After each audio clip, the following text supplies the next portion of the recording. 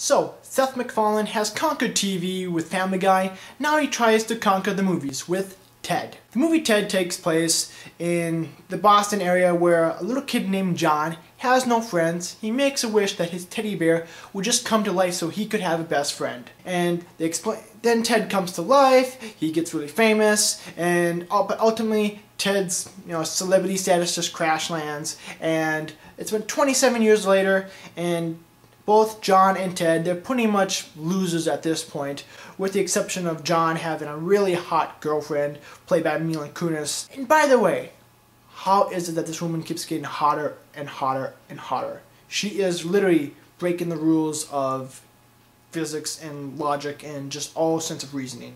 She just keeps getting hotter and hotter. It seems like when John and Ted are together, they're not really even grown up. Even though they have grown up, they kind of act like kids. They're always trying to get high and just pretty much being lazy. And the relationship with John and Lori kind of come to a head when Lori wants to take the relationship to the next level. They've been together for 4 years, and she asks John just to kick Ted out so they can move on with their lives. So ultimately, Ted does move out, and things start getting crazier and crazier. And I love this movie because there's so many references to the 80s. There was one point where a kid back in a flashback to the 80s was opening up a Nintendo.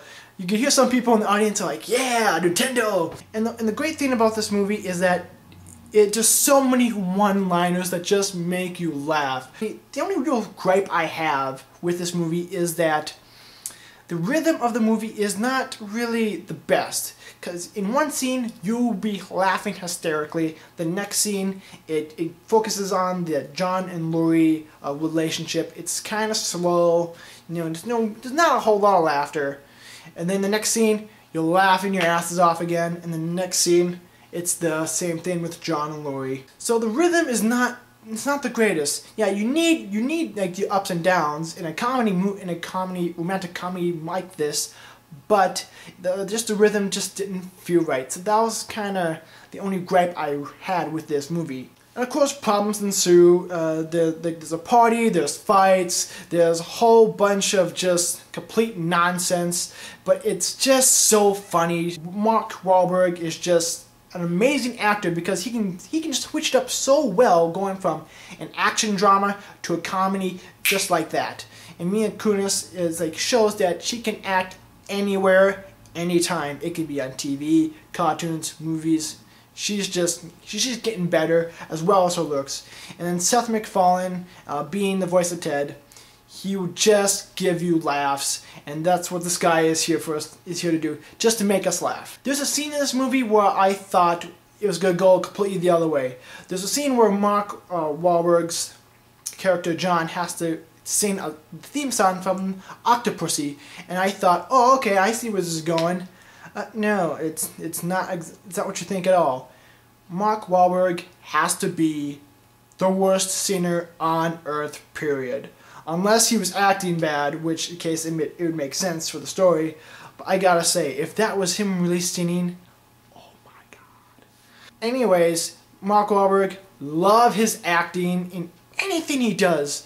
But for the love of God, please do never, ever, ever sing again. I feel like the subplot that led up to the climax of the movie was really just there to be convenient. It really wasn't thought out that well, although I like the location and how things turned out in the climax, but it felt like it was just put in there because they needed something. Ultimately, I'm going to give this movie 3 out of 5 stars, adding, if you need a good laugh, Ted is the movie to see. And I assume that Ted is going to probably be the best winner for box office sales this weekend.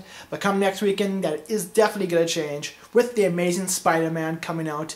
And 2.5 weeks later, you got the blockbuster of the summer, The Dark Knight Rises. I will be having reviews for that, so look forward for those. Minor note, I may not get those reviews out for Spider-Man and Batman until a little later, because I am moving and I have to disconnect internet, have to then get internet. It's just, it's a complicated process. So I will be off YouTube just for about 2-3 weeks, at most, I hope. But I assure you, those reviews will come out when I get a chance to upload them. And with that, guys, I will see you next time.